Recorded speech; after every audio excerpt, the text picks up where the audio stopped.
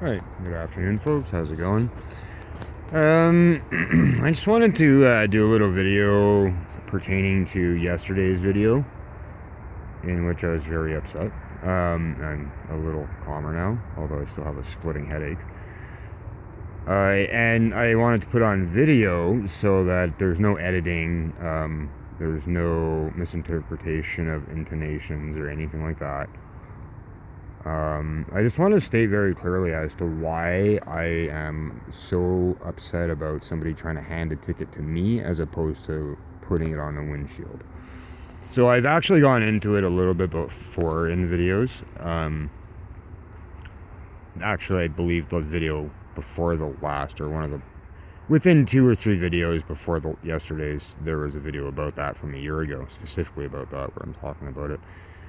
So I just to go through the basics really quick. If you were, at work or at home and parked improperly and got a ticket, you wouldn't have a bylaw officer, let alone 2 plus 2 RCMP show up to issue the ticket directly to you in your office or your home, insisting on chastising you and basically humiliating you, and also probably making you cold when they're doing it in January, although right now it's not cold, it is January. It's pretty bad. Like, I once saw a guy drive off and take his van door right off on a fence because he just was so freaked out. I think it was a guy anyways, but he was so freaked out that he, after the interaction, he just jumped in and didn't make sure things were secured, and as he turned away, I guess it opened, and yeah. That's pretty bad, in the middle of winter to take your door off like that. I don't actually, that might not have been middle of winter, that might have been kind of in the shoulder season or something. It might have even been in summer, I really don't remember, but it's pretty bad, right? Like, when you're freaking people out to that extent, you're clearly having a very negative impact that the law was never intended to produce. And parking laws are not, we could argue, different things about it, but in generally speaking, parking laws are not intended to prevent a lot of inconvenience or harm to people. They're a money grab, let's face it. For a lot of them, like, when you can't park between here and there between that time without a permit and this and that, you know what I'm talking about. So it's not like we're talking about criminal physical safety laws here, where I suppose some could be, where if you were parked at a fire hydrant or a wood stove right up against a building is one I don't like, and I've actually been a bit guilty of lately. But there's a few things where, yeah, sure, parking laws are a bit of a safety issue, but for the most part they are not, right? And so for the law to have punitive action, or punitive effect, I should say, as opposed to a monetary I'm not even sure the word I'm looking for right now, but in order for the laws, to work properly like that, they're not supposed to be punitive. And when bylaws sets bad examples, you get stuff like this, where people think it's completely fine to just walk right up to your door all the time. So that's one of the issues as far as that goes. But okay, hold on a second. Okay, hey, stop right now. Stop right now. Okay, so what are the main issues here besides that? Well, for one, when you're freaking people out like that, and you get me, who, 1 second, please. Stop now. Stop!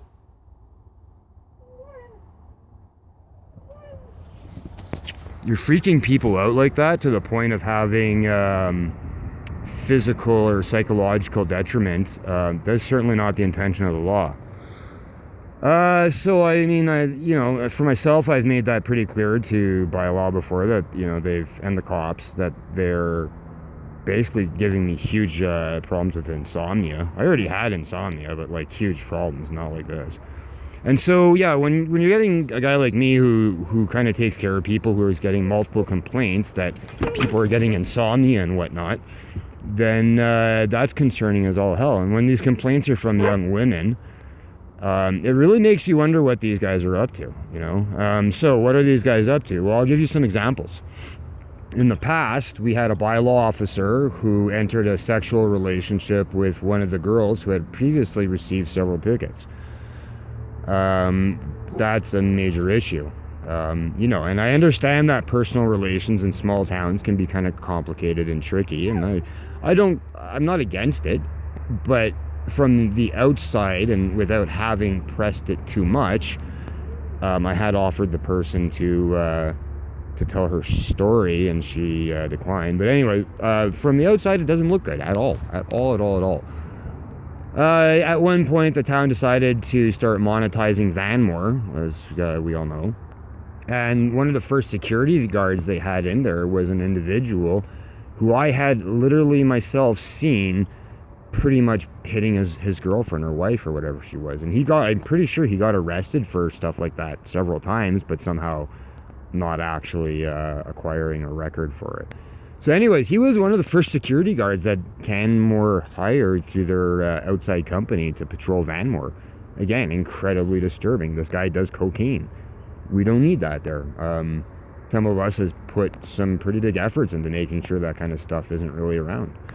So you've got a lot of secondary safety issues, and sure, I'm not the one who's at risk when a guy's walking up to my door, but I know for a fact now that the girls are freaked out by it, for example, and I'm sure there's other guys too who are not as combative, we'll say, who are not particularly happy about it, and it's probably had some really serious effects on people's mental health. We've had another suicide in Vanmore. Apparently one of the young guys stepped in front of a train. We had either an overdose or some sort of a medical death, or may have been something else. I really don't know. I haven't heard much about it, where they removed an individual from a vehicle. And then most recently, an individual stabbed their dog to death. So clearly there's mental health issues at play here, and I just think that, you know, when bylaw is instigating issues like that, they're not helping the situation at all. And it's not equally applied. You know, the guy was saying, oh, it's a provincial ticket, but first it was a bylaw ticket, and then it's a provincial ticket. And maybe it is, I don't know. Put it on the fucking windshield, dude. Without breaking my windshield, without breaking my wiper, I mean, too. Because the last time they did, they broke my wiper.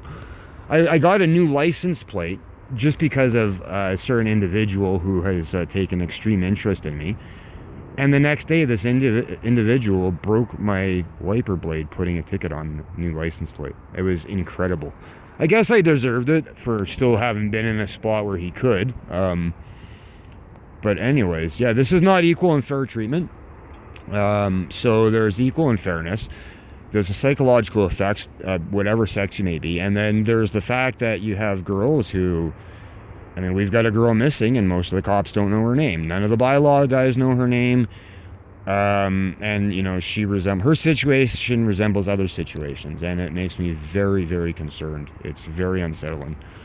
So we've got, you know, the intersexual or non-sexual stresses, but then you've got, you know, the fairer sexes stresses and the things they need to be very cautious of. And when the bylaw guys are presenting as a threat, which they are 100%, and I can show you screenshots of girls telling me this,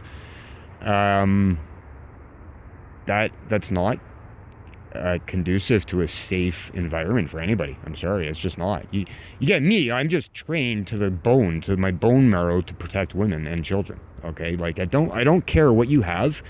You could have a rocket launcher pointed at me and start hurting a woman or a child, and I will run right at you. It's not even a question about it. I will do that. So, you know, you get guys like me who are kind of in the mix of this, and then you've got some of these girls' fathers. Like I know one of the girls who was harassed seriously. Her father is a patch member of the Hells Angels. What more do you want me to say? You are risking your life putting that person at risk. So, I don't know what to tell you. I really, this is starting to become emotional, as you can tell. I'm kind of going off track, but this is a situation where bylaw needs to be treating people equally and fairly, and keep in mind that they don't necessarily know for the first time, or first couple times anyway, who's answering a door when they're banging on it. So when they're being overly aggressive and all that stuff, like, really, guys? Like, it's one thing you're doing it to me, you're doing it to young women. It doesn't look good on you, and you're on video, so it's not like this is going away. This is going to be in your future. Whatever romantic pursuits you may have in the future, they may know about this kind of stuff. So I don't know what to say, but things need to change. And then what I was saying as this guy walked up like that was that, a lot of people have basically taken it into their mind, and not just Canmore. This is not just Canmore, this is worldwide.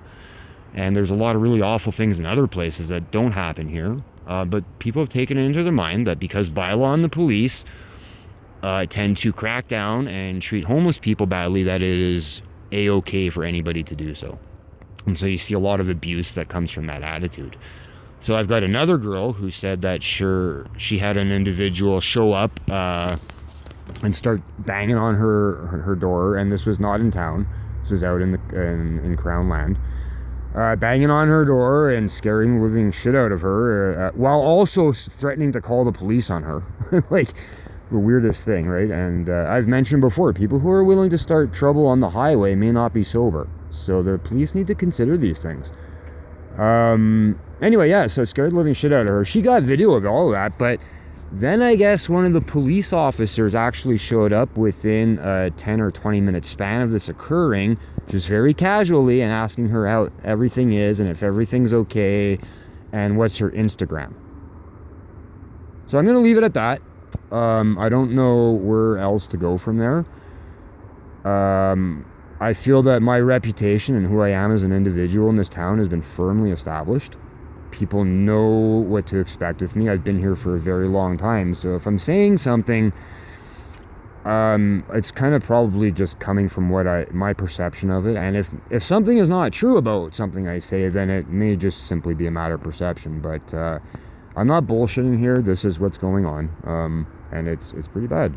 Already got one girl missing. There's a young dude missing, I believe.